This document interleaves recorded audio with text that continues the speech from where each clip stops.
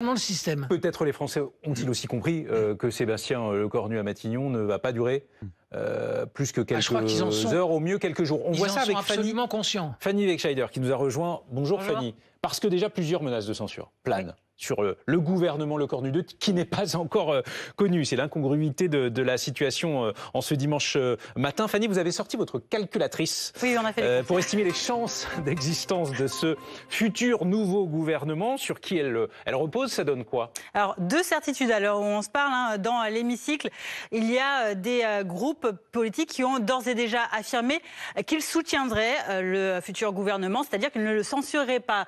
Ce sont les groupes politiques qui font partie de ce qu'on appelait il y a encore quelques jours le socle commun, à savoir Ensemble pour la République, avec 91 députés, même s'ils ont été un peu déroutés par la reconduction de Sébastien Lecornu. Aujourd'hui, leur priorité, c'est le budget pour les Français. Également les démocrates, Horizon et Indépendants, ou encore la droite républicaine, les Républicains. Donc ça fait un total de 211 députés qui donc ne censuraient pas le futur gouvernement. Autre certitude, ce sont ceux qui, dès le départ, ont annoncé qu'ils censureraient bien donc ce futur gouvernement.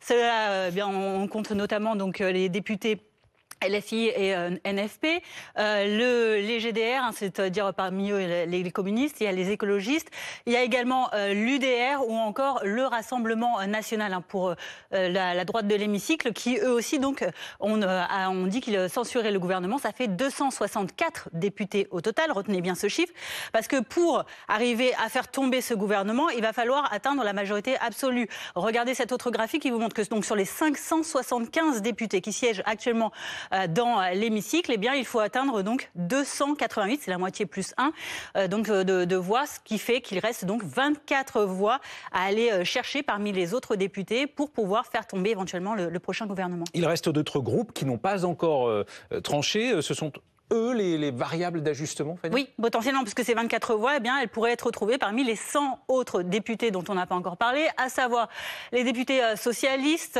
69 d'entre eux qui ont d'ores et déjà confirmé les 3 conditions pour lesquelles elles ne censureraient pas le futur gouvernement, notamment donc la suspension immédiate et complète de la réforme des retraites. Il y a également les 22 députés Lyotte ou encore des députés non inscrits. Ils sont au compte de 9.